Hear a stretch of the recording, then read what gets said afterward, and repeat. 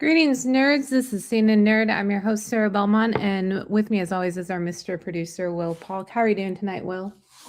Doing very well, Sarah. Looking forward to talking the season finale of Paradise season 2, and we're also wrapping up One Piece season 2 tonight as well. Yeah, happy last day of March. Yeah, I know, I know. You got any? I you have any April Fool's pranks lined up? You don't have to share them here because obviously we don't want to spoil them for anyone. But got anything in mind? No. No, me No, neither. Me no, neither. I I don't thought, understand. yeah. I do, but we will be off next week. So apologies. We got some stuff going on. And so we are going to be out next week. But the following week, we're going to be back with a big boys binge because the boys All final right. season is starting. And we're gonna talk about it. We're gonna get caught up and then Yep. we're gonna talk about it. And then the following week, we're gonna get caught up on Daredevil, Born Again. Kinda get caught up. We're gonna still be behind, but so that is in our future. Yep. But first, we have to wrap up Paradise season 2, episode 8, Exodus. Worlds collide. Time is the essence for Xavier. Link and his team spring into action. Sinatra puts it all on the line. Oh my God, IMDb, step up your game with these episode summaries. Will, go ahead and talk about everything you liked about this episode. Well, everything I liked about this episode, so I think thinking about this season and all the time travels, theory spirals and everything else, I have to say, we talked about it too. We dabbled in what Alex is or what it's not. Is it a person? Is it a thing? And is it tied to all the quantum mechanics and for me, I just went into this finale just thinking, will they stick the landing and have a satisfying into this chapter? And I have to say, one, yes, they did. At least for me. Two, I'm going to go ahead and put it out there because I know you can't wait for me to say it. I was wrong about Sinatra. I owe Sinatra an apology. And I think this episode, I think what made it work so well for me at least was it really and this whole season as well, but I think this was the proverbial bow on understanding the choices that she made and why she did it. And also as I was watching the episode and thinking about our discussions about it over the course of the season and act 2, and especially when we got the reveal there at the beginning when Sam was talking and Dr. Chase were talking about Alex and get the note that she's not going to make it out of this thing.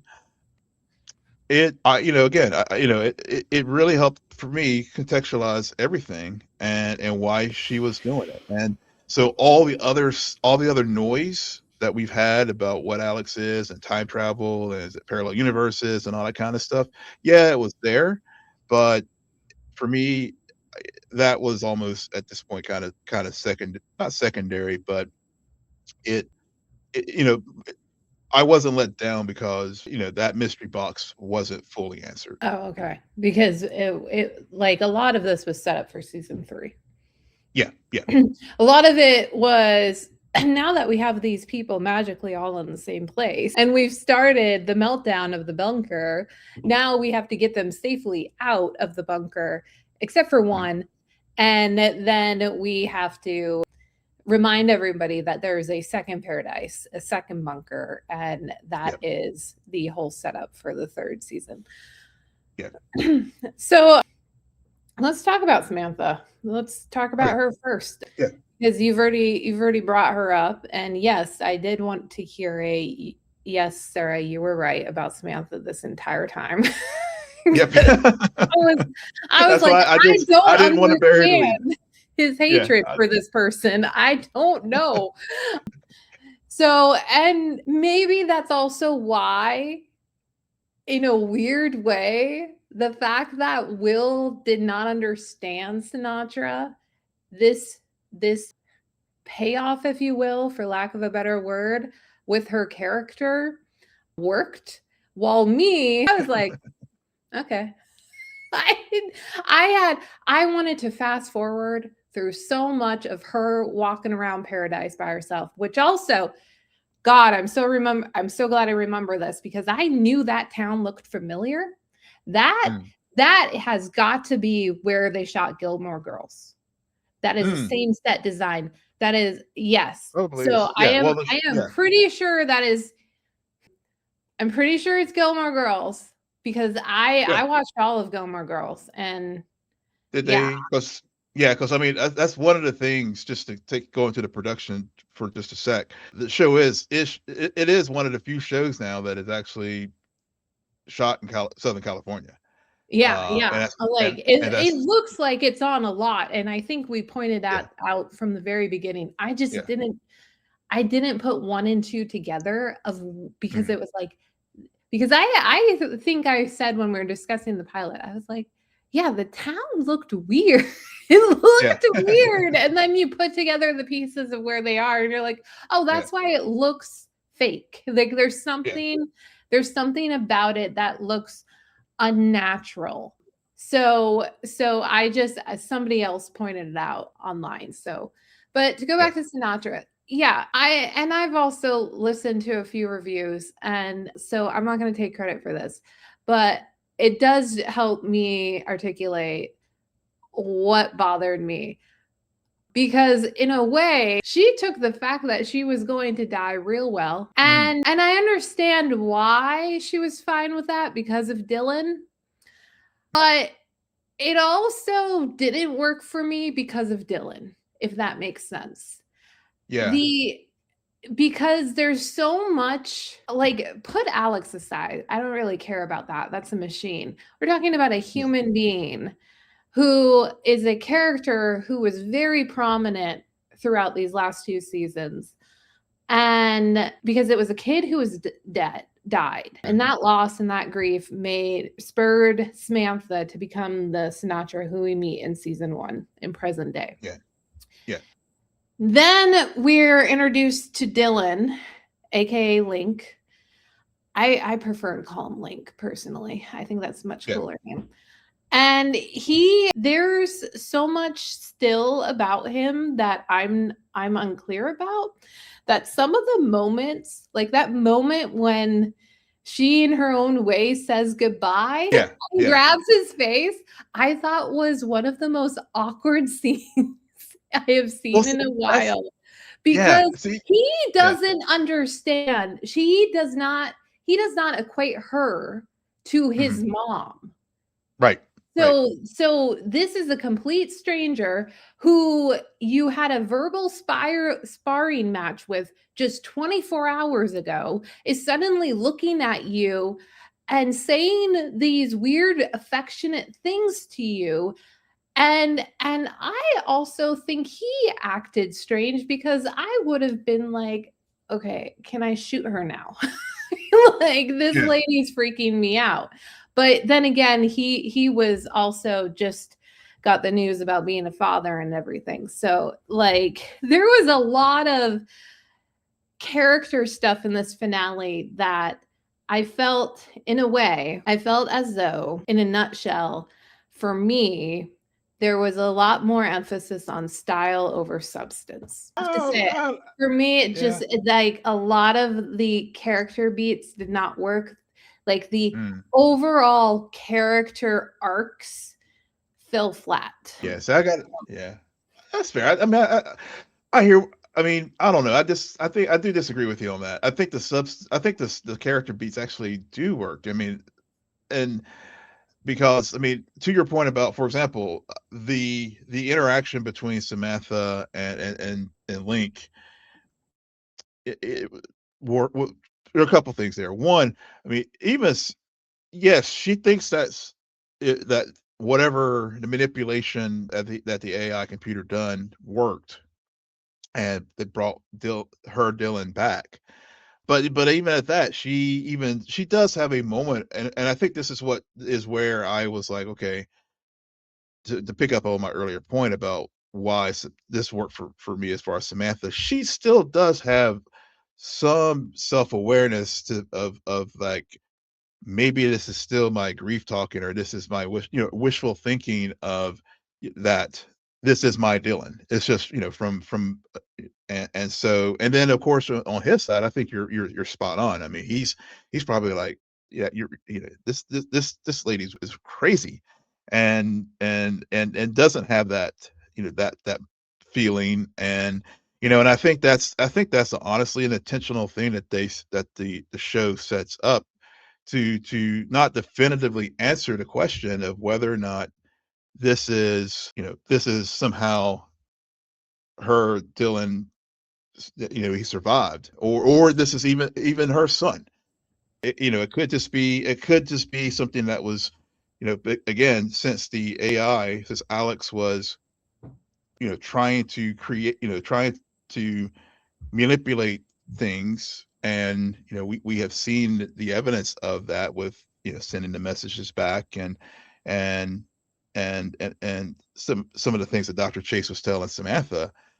This, it could have just been a very, very big coincidence that, or put things in motion to put the Dylan in the place, or to put the birth date in place, because it is trying to be predictive, and trying to prevent the catastrophe that's the act two. Yeah.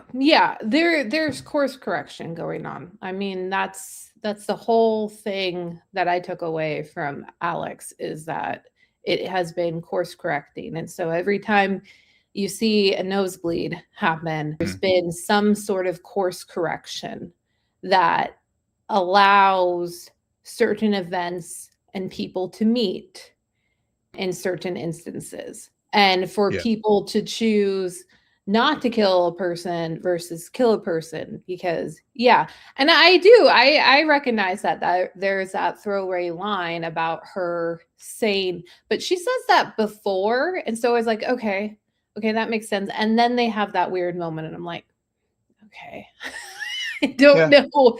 But I also, I mean, like I said, I'm gonna still stand on my thoughts, Yeah. and Yeah. Oh just yeah, I'm not trying to convince you otherwise. just I just, yeah. yeah. But and the course correction and the coincidences and the anomalies also kind of make it somewhat of a subtle message that this isn't necessarily her son. There's some coincidences at play, because I don't get the impression that the Alex has the ability to literally bring someone back. Right. Like Yeah. so, and we also learn in this episode, Alex prototype was invented Mhm. by Dylan. Mhm. So there's he's becoming, it's interesting, because he's become, in my opinion, a more prominent character than Xavier, Mm. because he has more mystery around him, in the sense of who is he, where did he come from, and his connection with Alex itself. And then you Mhm. have the Annie of it all that kicked off the start of the season. So, Yeah. and now he has a baby. And Xavier, he's user X, which, come on. What was that? But he's basically been predicted to be the one to save everyone and everything. And from what I understand, that whole floppy disk will activate Alex, Yeah. which Correct. I try not to spend too much time on it, because I'm like, well, it's already been predicting stuff. So are we talking about like a stage 2 activation? What are we doing here? Yeah. But my point being is that Xavier has turned into almost like your typical action star, where this whole season it's been about him getting to his wife, And then in the last two episodes, them getting to their children, which Yeah. at first I was like, oh, okay, so we're gonna have then the parents reunited and that but separated due to this whole Exodus issue from their children, and that'll be a theme line in season 3. But no, they didn't do that. No. Everyone's reunited at the end. So, but now he's given kind of the key to Alex, and he and Dylan and some other people will want to go and see this through, whatever this is. So it's yeah. You can go ahead and chime in. I've Yeah, lost no. my gas. No. Yeah, it's cool. No, I mean, as far as yeah, I mean, he is the user, and I think back and I actually listened to our conversation because whenever I was watching the episode last night, or actually Sunday morning, I ended up staying up and watching it when it dropped at midnight. But I thought about our conversation about Act Two, and to get back to all the theory spiraling and all that kind of stuff, just briefly, and what this all means, and and really, I just thought I liked your theory that you had weeks ago, that that this wasn't a machine that was going to be looking backwards, but it was looking forward, and I bring that up because I mean I think that's what a lot of season 3 is going to be about, is you know now that the bunker in bunker 1, Paradise Bunker, was just destroyed, and now we got to prevent Act 2 from happening. I don't know if I would say Xavier is taking a back seat to Link, but they're definitely going to be the two key characters, obviously, moving forward, and their partnership in season 3 is obviously is going to be a major part of what's going to happen. And then of course, even in this episode, we all throughout the season we've had that teasing moment of them walking down a corridor, and we had a touch of it, but I still think there was still some subtle things, or they're not subtle and not so subtle things that happened there, that particular event still hasn't happened yet. Yeah, um exactly. yeah, and I think if I recall and I haven't only been able to watch episode once, didn't get a chance to rewatch it, but I want to say their nosebleeds coincided when it had that when they were all standing there after they had rescued the daughters from the Yeah, elevator. yeah, when they rescue the daughters and Yeah, then he brings yeah, up Annie and everything.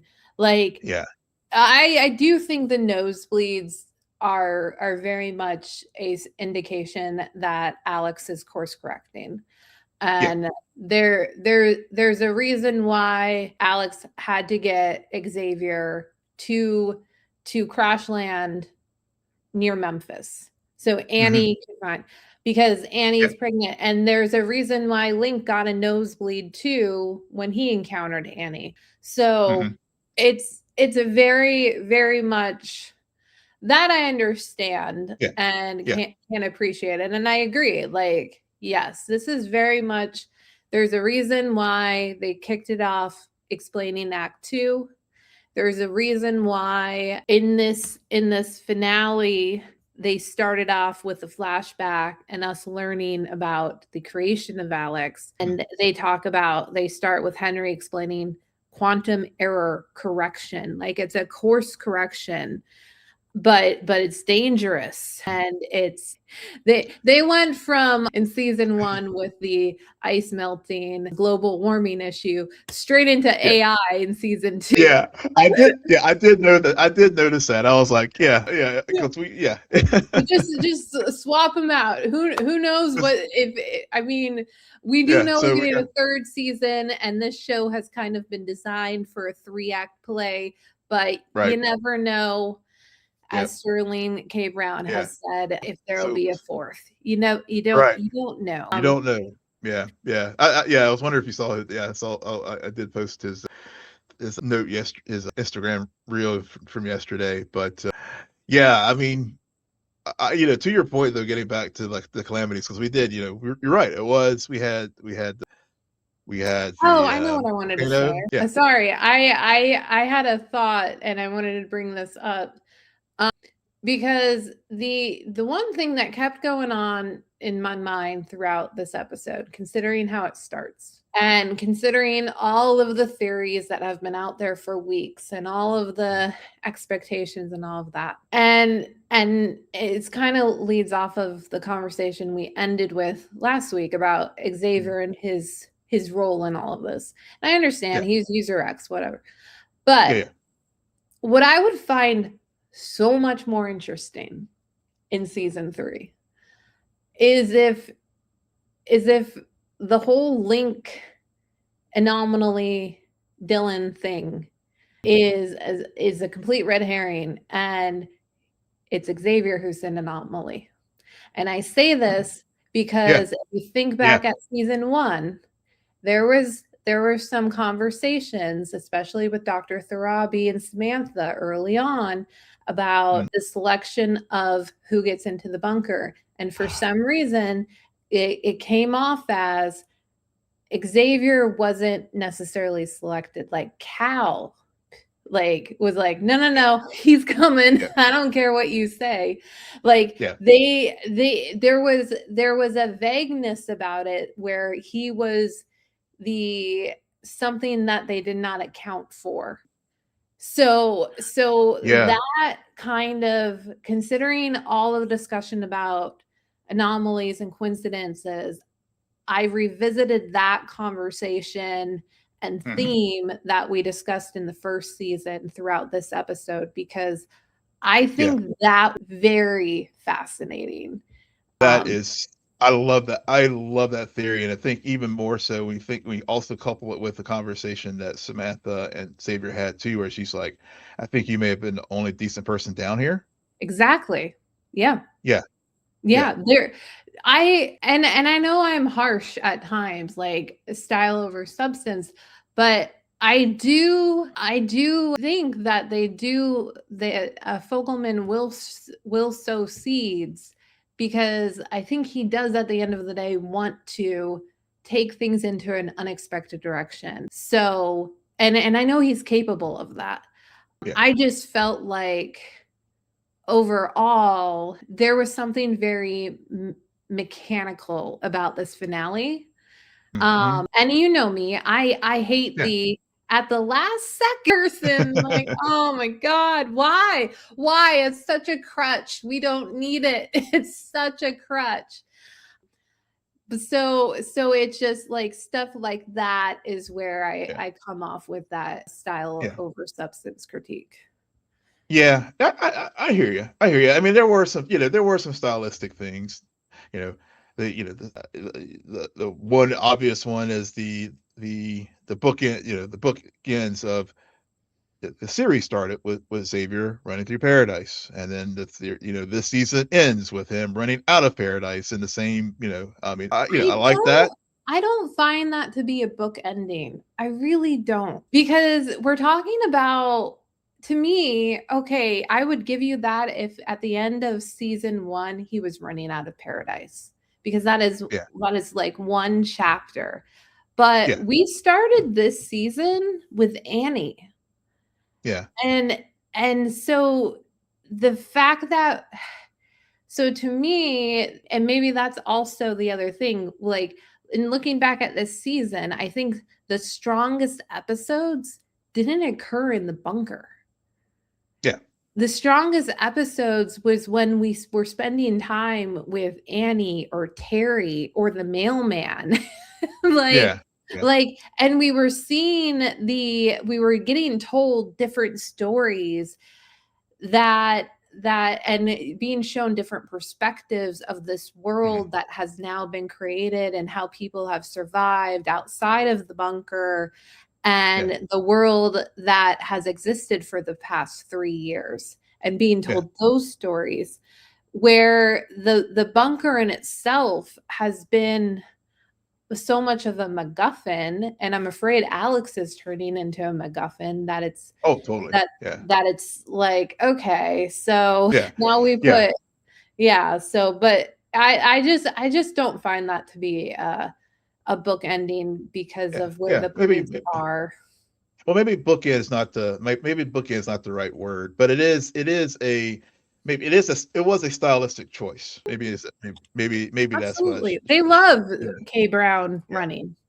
yeah. He's the best runner in Hollywood. I think. Yeah, I think Tom Cruise hand over your medal because because I Well, think he did Sterling's good tear now. his ACL, so I don't Yeah, think he's been running for the last few yeah, months.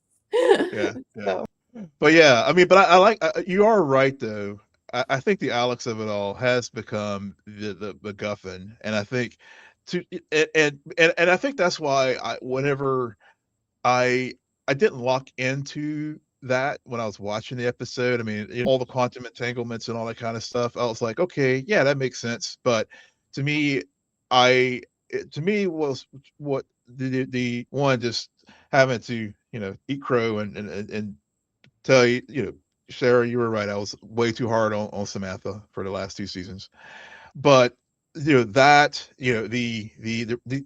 one place I did where I do have a critique where I felt things did fall a little flat for me was when Terry reunited with her kids. I felt it was way too rushed. But I understand why yeah, I understand why it was rushed because I obviously they had to don't. get the hell out of the bunker.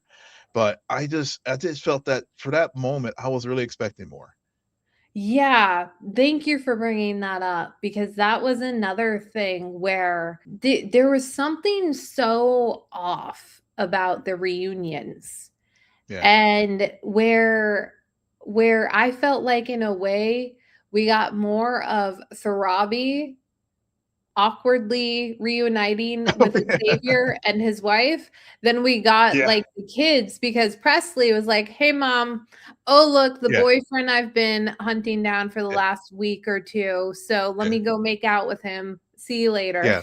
It's Yeah. it Yeah. was a very weird and I think I blame the balancing of it all not on like we got to get them out of the bunker, but more there was such an emphasis on watching Samantha walk around paradise and the Yeah. slow-mo shots of that all that to me it felt unbalanced with everything Mm. going on with Xavier, Terry, and the kids.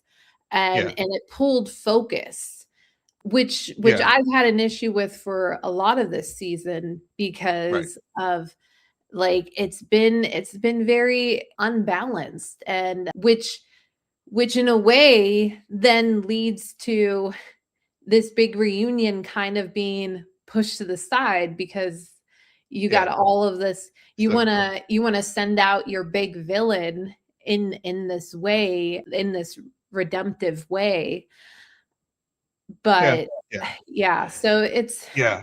So shame on me because I think so everybody was like getting all like jazzed up about the time travel stuff. I was just like, yeah, mentioned it before. I'm like waiting for waiting for that reunion. So for me, that was where I had my expectations didn't meet the what was presented on screen. So I will freely admit that. But as far as I guess the Samantha with all the symbolism and everything crashing down. I mean that yeah, could have they have tightened it up a bit maybe, but I didn't think it was like over long, and I did like how they did have her meet we get reunited with little Dylan there at the end. I mean that was just that was a yeah at the horse yeah, yeah, the yeah, the infamous horse. I don't think again, I do think your whole stance on that character ultimately worked in your favor. Where if I yeah had viewed her the way that you did, I probably would have also really enjoyed majority of this finale. But but because of my different opinion for the whole time, I was like, yeah, this makes sense. And that's probably also why I was like, let's yeah wrap it up. Let's yeah get going on yeah to the next. And yeah it's just I don't know. There was it was whether it's a pacing thing or other things that I've brought up earlier tonight. yeah there's just something about it where I didn't get a lot of that's an interesting direction or that's a Mm, revelation that I was not expecting. And I just didn't like some of the techniques of storytelling that they used to mm, execute this finale. But if we're looking at this series as a whole, season 2 is really hard because season 1, it's fresh, it's new. You're building a world. Season 2, you're going further, but you also know you have a third act play.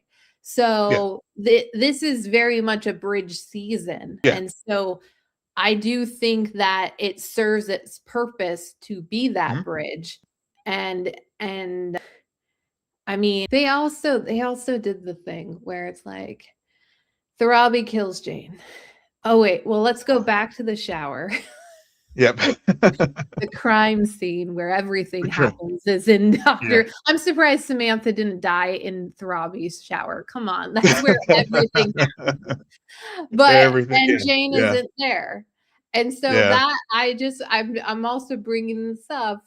Maybe this is salt in a wound, but somebody predicted in the Jane episode that the baby was Samantha. Do you still stand by that, or are you No, now no. like the baby's definitely Jane? The baby's Annie. The the baby's Annie in the Yeah. Jane episode. That was when Samantha was talking to you? So Oh, so at the very beginning of the episode Jane, with yes, yes. yeah, yeah, In the episode called Jane, there is a yeah, flashback that opens up the episode where there's a clear communication from Alex yeah, saying, right, "This baby will be born on this date. She is a killer. She must be stopped, and you must tell her." Blah blah blah. mm, mm. So, and you took a very strong stance. I did, I did. I feel like That was somebody should earn $1 million based on the bet that he placed. yeah, yeah. You know, yeah, Imma stand by it, I'll stand Well, by it. I bring it up not just to put salt in the wound or anything, Yeah, yeah, but because that is a demonstration in hindsight of the reach of how far yeah, back Alex could course correct. yeah, yeah, And then the question leads to why. And as we've exactly. pointed out in this season, well, in this finale, in this episode, your big bad has been removed. Yep, Not like the biggest threat, because obviously the world in Act 2 is the looming threat, but the personal threat. And so the only other person who can step into that place is Jane, and they've it's built her Jane. up over the Yeah, last 2 seasons to be that. So yeah, yeah. so To then the question is that I've heard a lot of people say, okay, so is the course correction because in the future she kills Xavier or she mm, kills Dylan or what who does she kill that Alex is trying to prevent? And also, my big yeah. question is why did it go all the way back to the day she was born to course correct? Yeah, Like well, I mean, yeah, well, we have seen even before it's been fully activated because it has, it has gained, for lack of a better term, word. actually, I think we're thinking about this wrong, Will. Yeah. Okay. Okay. Okay. Shoot. Alex course corrects, right? Right. And we saw in that episode that it tries to deliver this message to Yep. prevent this child from becoming a killer, Yeah.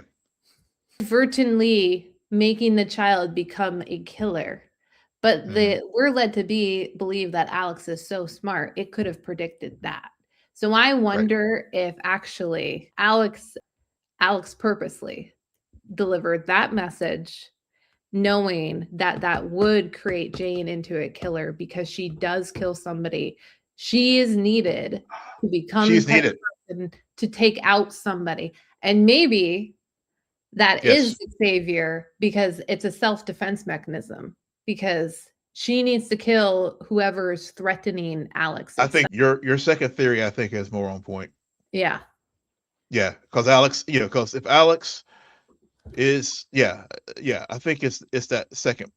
It's either I think it's either that theory, or Alex is there to to basically prevent Act Two. I mean, it's got to be one of the two things. Yeah, well, yeah, I think Alex is there, and what's on the floppy disk is there Yeah, to prevent yeah, Act Two. But I think that Jane is either there to take out a threat against Alex, mhm. or or Alex really is trying to stop Jane from killing either Xavier or Dylan, because, well, in Yeah. this case it would be Xavier, because Xavier has to be the one to I think initiate the end of I Act 2. think I think I think yes. So I think it is what you just said. I think it is trying to prevent and try and prevent Annie from killing Xavier. So in order to execute Act Two, in order Jane to killing yeah, Jane from yeah, killing. Yeah. Jane from killing Xavier, in order to allow Xavier to execute the preventative code or whatever to keep Act Two from happening, Yeah. to give humanity a second chance. If that's what the code is on the floppy disk. I mean, that's what we Well, think, yeah, but well, then again, we don't know, it's because yeah, there's also the it's idea that the only course correction is to undo what's already been done. see, I don't think I think it goes back, and that's where I was going earlier with your what you theorized when when we discussed things way earlier in the season. I think the idea here is to not go back and redo things, Yeah. but but I think I've all ever since you have shared the theory that this is all about moving forward. I have held on to that, Yeah. and so I think it is to prevent Act Two, so things can move forward. Now there is all these course corrections that Alex is doing to make sure that Xavier does get placed there. And at the end of the day, we'll, maybe, and maybe that's the role of Link, is to basically take out Jane once and for all, so Xavier can, activate Alex to prevent Act. Yeah. Well, Link is Alex's father in a way. Yeah, yeah, yeah, So they're I don't know if it's a takeout. Who knows? yeah. We'll see. We'll Um, see. It's yeah, we'll see. yeah, Season 3 will be here. They're yeah, starting to film, so yeah, they definitely know where they're going with the story, and we yeah. will watch it. Yeah, blue. Yeah, so yeah, yes, no coincidence there that it's the Denver airport either. You got Bluth in there. Yeah. For all the conspiracy theorists and stuff. So good on you, writers' room. Good on you. All right. Well, that brings us to One Piece. We are going to discuss the last 2 episodes of season 2. We have Reindeer Shames and Deer and Loathing in Drum Kingdom. Will, what did you think about the conclusion of One Piece season 2? So a tear may have been shed for in One Piece season 2, especially you know episode 7. Just getting Chopper's backstory and all. It was really, again, haven't read any of the manga or anything like that, but I will say that I really enjoyed learning more about Chopin's origin story, and how Luffy and how and the rest of the crew was able to talked about it, and then just the satisfying conclusion of what was all built up in episode 7, which I think was my favorite episode of the series so far. And then we do get the beautiful cherry blossoms there, at the as they're on the Mary, and I will freely admit I definitely teared up with that. So we're just talking about episode 7 right now. Yeah, I know. Yeah, I I know. I think this episode was fine. I didn't tear up. I kept being like, okay, and the story ends and we're back in no, we're not. We're still doing this. Okay, it's going to continue. It's going to be continue. I really do like Chopper. I just for some reason was not vibing with Here Luck, but it was necessary and it explained more about not just Chopper but Drum Kingdom as a whole. Seen a lot of outsiders' perspectives with Vivi over Drum Kingdom, so now we're getting kind of, and then through conversations with Duncan, we've also learned, or yeah, Duncan, right? I said his name right. Dalton. Who? You thought about Dalton? Dalton. Through conversations with Dalton, we also learn about the history of Drum Kingdom, but this Reindeer Shames is really offers a look at the wobble of it all, wobble of it Right. all. I'm horrible with names and these characters. I so apologize if I offend anybody. But King Will Walpole. just Yeah. made me spend 45 minutes on Paradise. So now we're trying to rein it in, pun intended. And the thing about the cherry blossoms that I really wanted to have explained, but they did not, but I do suspect a connection, is Miss All Day Sunday. There's a reason why her powers always start with cherry blossoms. Yeah. And I don't think it's a coincidence that that pirate flag had the cherry blossoms and her ability. Like, there is definitely a connection. I don't know what it is, and I don't want to know, even though I kind of do. But I was stuck on that the whole time. I'll be honest. I was like, okay, so we're gonna hear more. But to me, both of these episodes, when combined, they are a very good chapter. And but it was weird for me, if I look at the entire season, that they concluded on this chapter where I'm just like, we've spent so much time with we've Yeah. spent so much time with all of the Baroque works that these last two episodes they took a back seat to Drum Kingdom. And I was just like, oh, so we're not going to return to that. That will just be a storyline that continues in the next season. And so will this whole Alabasta of it all. So it was weird. Again, I don't know what it is. We just talked about one season 2 finale that felt awkward to me. And again, the decision to tell certain stories, it just didn't feel, in my opinion, like a conclusion of this season. It felt more like a chapter in this season, like a 2-episode arc, and then they were going to return and there was going to be something else. So I don't know, as an overall, if I look at it from that perspective, I don't know if it was the best way to conclude this season, but the episodes themselves were fine. They were consistent with the stories that we've been told this season, if that makes sense. Yeah. I mean, well, so Baroque Works, Baroque Works was always, to me, always in the present. So even though I know we spent time with these last episodes about Drum Kingdom, I mean, I think the overall, the spirit or the vibe of of Baroque Works was like over this because Mr. Crocodile, Mr. Zero, which we learned is later Mr. Crocodile, was was the one who provided King Walpole with the with the devil fruit and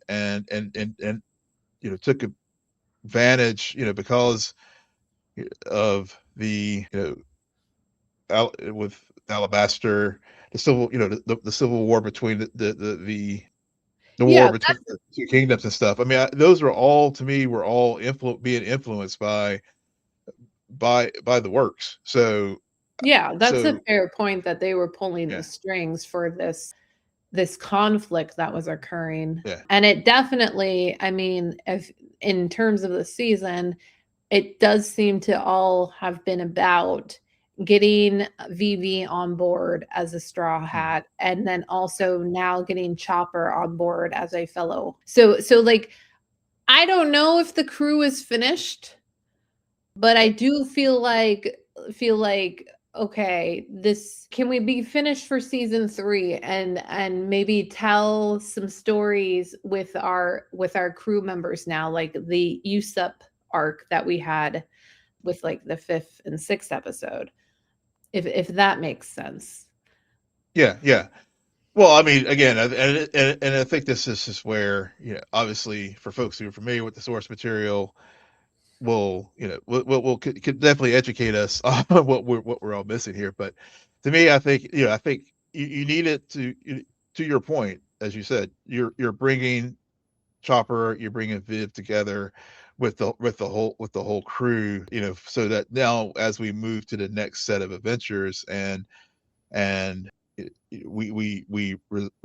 one thing I did like is that they resolved what was going on here in Drum Kingdom by having Dalton and the townspeople take out the army, take Luffy taking out King Walpole, which he's like the devil fruit basically made him into like a transformer, which is pretty dope when you saw all the with their fights and all that kind of stuff.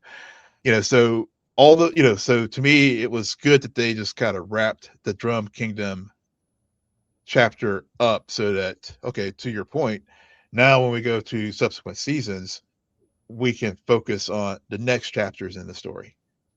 Yeah, yeah. Because now we got to go to Alabasta. Yeah, we got to Alabasta. work our way. Yep, We yep, got to yeah, work our way in Alabasta. yep. We to add Chopper and conclude Drum Kingdom, though we also sacrificed the Marines, and I Mhm. finally remembered his name for once, Colby. Yeah, Yeah, yeah, next to no Colby this season, which was a yeah, kind of a shocker. And then I was like, okay, well that's fine because we're getting to Shaggy and Smoker. mhm, And then suddenly they took a back seat, and I'm like, okay, well the yeah, Marines that were very interesting, served in a very like mirroring way to the Straw Hats, while at the same time, like they like think about a triangle. So you have mhm, Straw Hats, you have the Marines, and then you have whatever evil pirate villains there are at the other end. yeah, yeah, So, but I feel like in this season we got very much the Straw Hats and the evil pirate villains, and not so much of the Marines. And maybe they're saving that yeah, because they are like playing a long game. I totally understand that. yeah. Yeah, to that point, I'm glad. Actually, in a way, I'm actually glad that they kind of let the Marines sort of take a back seat, because there was a lot going on that they had to just cover here, and especially these last really the last two episodes. In particular, we have to, because we are introducing to, mid season we got we got BB's story, and and and we were introduced to her, and how she gets and we do learn that she was Princess of trying to Alabasta. Princess Alabaster, and all and her role in that, as far as just trying to infiltrate Brokeworks, and learn what she needs to help protect the kingdom. And then in this episode, yeah, these last two, we really get Chopper's story. Of course, we get the quick introduction to Chopper at the end of episode 6, whenever they're trying to get Nami's to the doctor.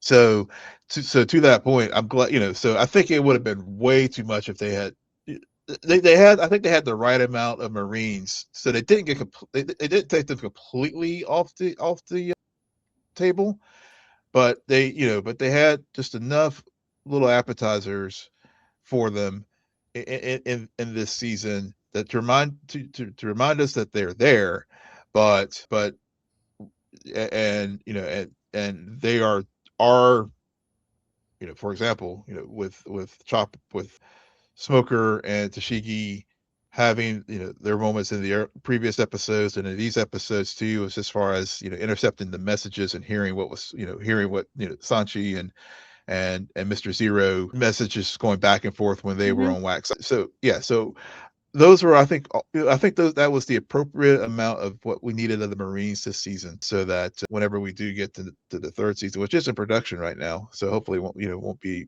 as long of a break between the two, between this season and the next. We'll get back to them full speed ahead. Yeah, yeah.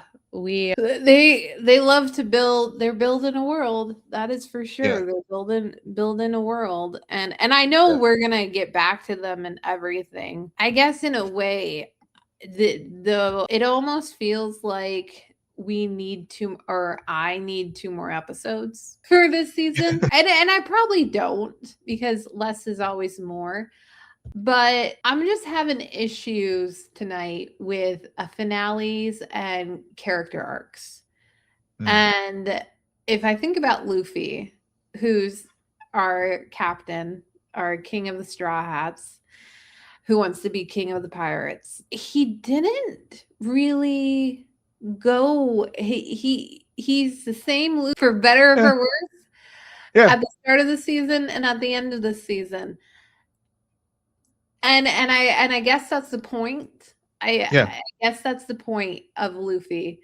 And it's just about all of these characters interacting with him and meeting him and him bringing out something in them, which we do see with Vivi and Hmm. Chopper and the others. Like Nami hints at it, Zoro certainly hints at it. So it's just different. And I'm not saying it's bad or anything. I'm just not accustomed to it. Mm. And so that's why, if I'm being honest, it still feels a bit awkward of a way to conclude a season to me. But then again, they, like you said, season 3 is in production. So they know this is a continuation. And Yeah. so this very much feels to me like what we were just talking about before with Paradise, like it's a bridge season. And then again, where those two shows differ though is this one is also based on the longest running manga of all time. so Yeah, so yeah, I'm like, okay, yeah, so how many bridge seasons are we gonna get? So yeah. Yeah. Yeah, I don't know if it's a. I mean, I hear where you're coming from with the bridge season, but I think all of these are going to be bridge seasons until, because the story is still going. Well, I mean, I know they do have a plan for the live action to wrap it up. I think, I've heard everything from 6 seasons to maybe, or maybe longer. But but I but I get your point. Well, you'll go back to Luffy. I think Luffy's Luffy. I mean, we where we where I think with our other characters, you do see, I guess, more almost, oh, I don't know, maybe I don't want to overuse the word dramatic growth, but you definitely see a change with all our characters. I mean, between seasons 1 and 2, as far as the Straw Hats, and like, and we learned, like, for example, when Sanchi and Nami were talking about, why he learns why how his backstory, as far as where he learned how to cook, and it provided some, greater depth for him, and maybe so, yeah, so compared to that, Luffy didn't get as much of that, even though Dr. Correa did. I did like that moment whenever she and Dalton were on the, whenever they were leaving at the end of episode 8, and it brought back Goldie Roger again.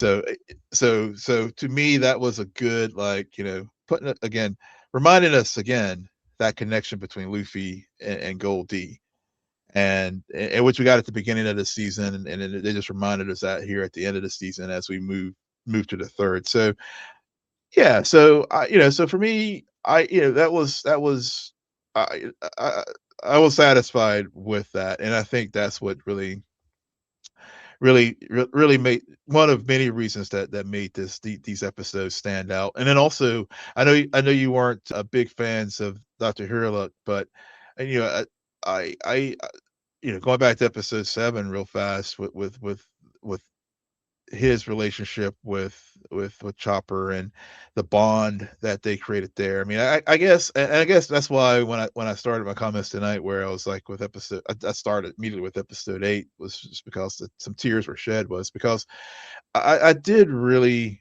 enjoy seeing that bond, and why I think episode 7 really resonated with me so much this season, as far as my favorite for this season, was just that nurturing, that bond that was formed between the two of them, but also just how the sort of push pull that you have in relationships. And one of the things I really enjoy about this show, I mentioned it last week, and I'll do it again here, is the range of emotions, that they can do comedy, they can do drama, they can do action adventure, and and and to that point about the relationship, you know how some, I guess when Chopper was, whenever things got too close or too uncomfortable for Dr. Hurlock, he, because of all the things going on there on Drum Island, with the hunting down the doctors, and then hunting Well, Chopper he got down and sick. everything. Yeah, He got and he he got got sick. sick, and he didn't want Chopper to see him die. Yeah, so that was just, yeah, that, and so he used the anger, and used the things that used the wedge that people who know you best will, like, will hurt, and to drive Chopper away. But at the end of the day, Chopper still loved him so much that, I know what you're doing here, Doc. I'm gonna come back because I want to be a doctor. I want to learn from you. And then, Correa doing the same thing later. And if I'm butchering her name, forgive me again. Mhm.